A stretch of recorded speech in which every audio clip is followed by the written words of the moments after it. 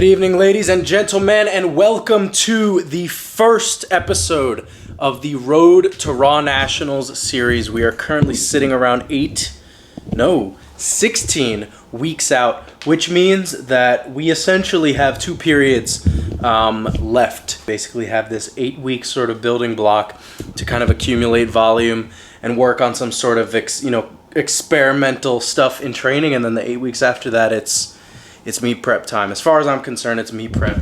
And what we're starting off this series with is the diet, guys. So I've talked about the importance of nutrition among powerlifters, and I think this is probably the healthiest grocery haul I've ever made in my entire life. But we are definitely going to be taking this Nationals. Not to say I've not taken it seriously in the past. I mean, I've been working with Alberto Nunez. For those of you who don't know, Alberto Nunez is one of the founders of 3D Muscle Journey, natural bodybuilding coaches powerlifters, and has very recently started doing diet prep for powerlifters. I was one of the first people who came to him with that desire. I just wanted to work with the best of the best and kind of get that nuanced sort of coaching. I've gotten a little bit soft. My weight hasn't really gone up. I just kind of don't feel very lean. I don't feel very tight.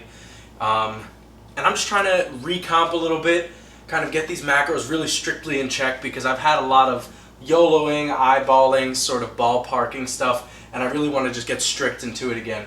My macros that I'm working now with Berto again are going to be 240 protein, 300 carbs, and 50 fat.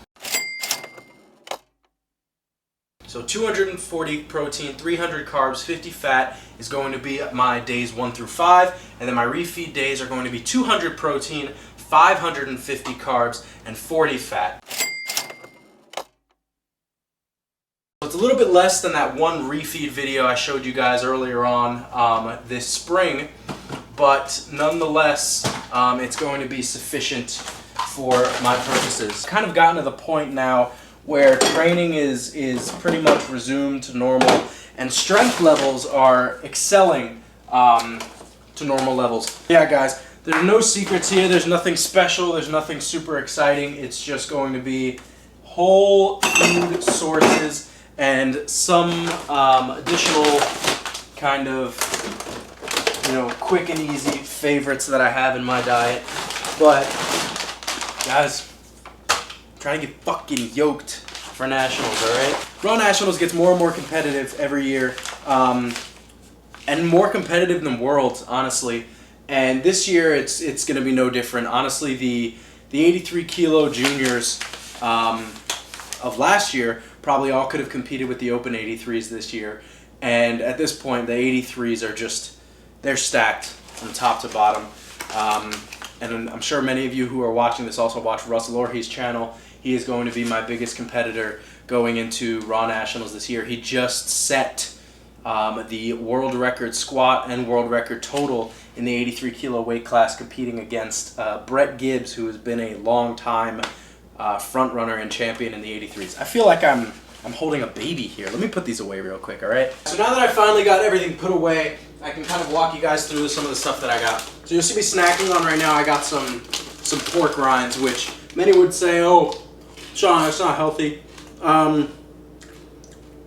It's actually an amazing source of protein, and these are reduced fat. They're 40% less fat. So in a single serving, it's 2.5 grams of fat and about 11 grams of protein. So, I mean, if you eat this whole bag, right, that's 55 grams of protein, 10 grams of fat. That's honestly better than some, actual meat sources that you get if they're not extra lean. With how big of an appetite I have, with how insane of an appetite I have, salads are going to be big. And not just like salads in the sense that you're just making salads. What I like to do, for those of you who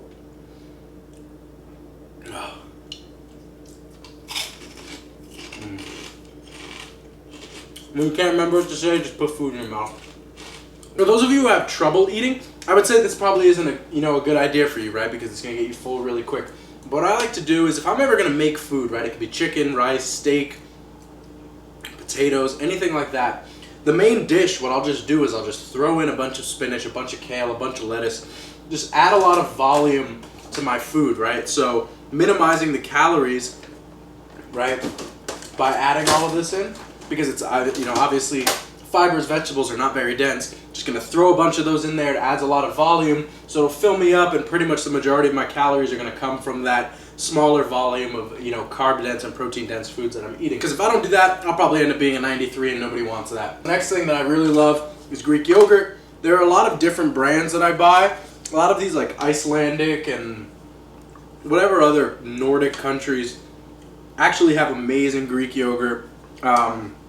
Really good flavors. Chobani I still buy because it's a lot cheaper than the other brands. Like, it's gotten to the point where they're like less than $1 per yogurt.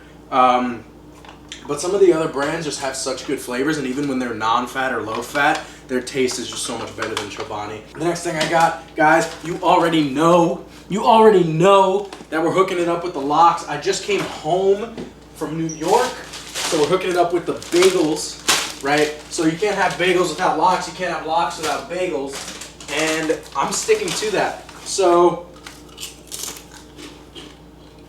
we need some lox. Next thing, to go with boring old egg whites, we got turkey bacon. Turkey bacon's not that great, but I do like adding texture to my breakfast sandwiches because the egg whites are just so like mushy, and I like having a little bit of bite. The next thing is gonna be ground beef. This is 93.7, and since I'm not gonna be eating a lot of like typical junk foods or snack foods that would usually take up my dietary fat, I'm gonna be incorporating some red meat. Now, I obviously, you guys know I love steak, but it's kind of sad for me to eat a steak that's not super fatty, and we know that those are just not going to fit my macros, so I'd rather just opt for ground beef. It doesn't taste terrible. It's obviously a little high in fat, but it's just, I'm okay with eating it because I take it for what it is. So if you guys are looking for a higher fat source, higher fat protein source, I would definitely recommend that.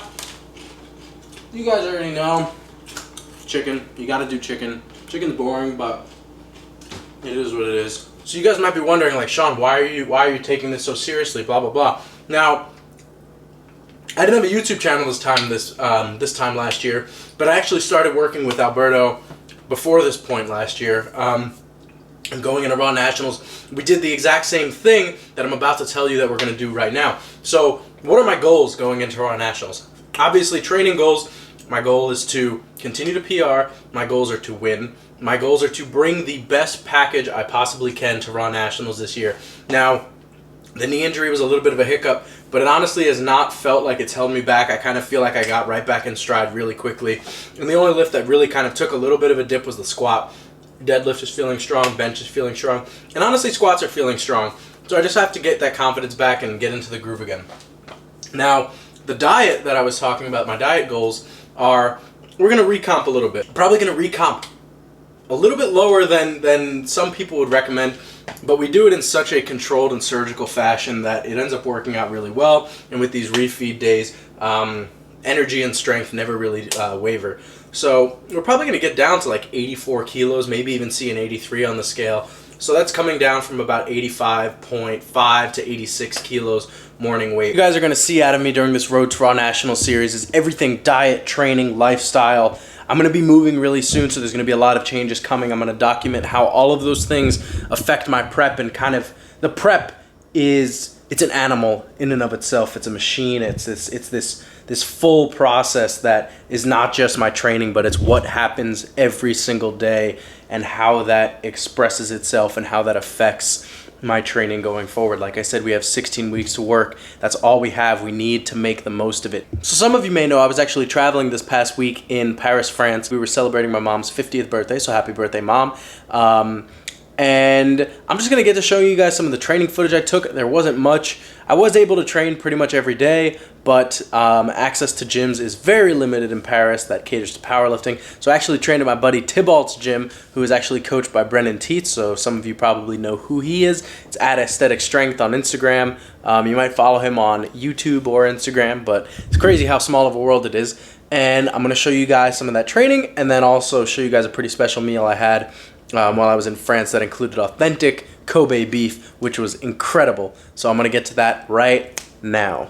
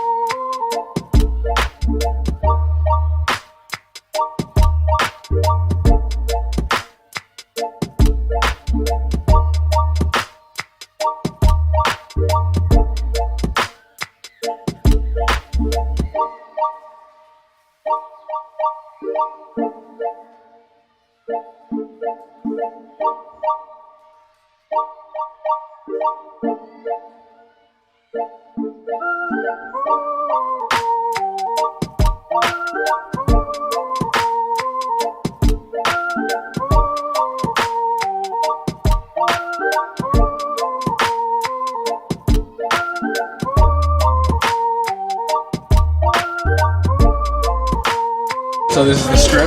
Yes. Okay. The one you told me is this one? This is the Emperor's Cut, the strip? Exactly. And the one just upside the Mikazuki is the Ribeye cap? Okay. Thank you very much. This is crazy. That looks amazing. You are not allowed to serve or claim that you serve Kobe without some sort of authentication.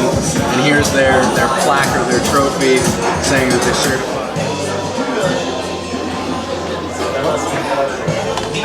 So I'm sure some of you guys have seen, Kobe hamburgers, Kobe hot dogs for like 20-something bucks. But if your Kobe is not coming from the Hyogo Prefecture in Japan, it is not Kobe beef.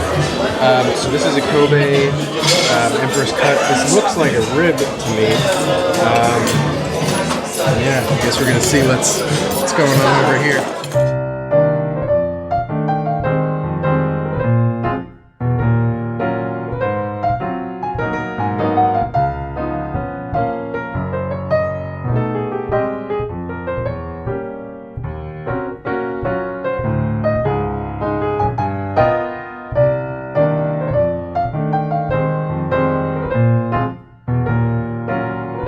So this is the Kobe beef, and now we're going to top it off with our favorite sauce over here.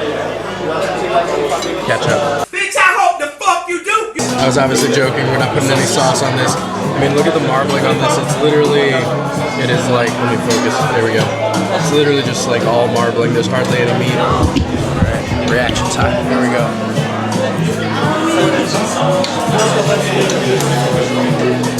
That is absurd. Alright, I need a moment. I'm done. Bye.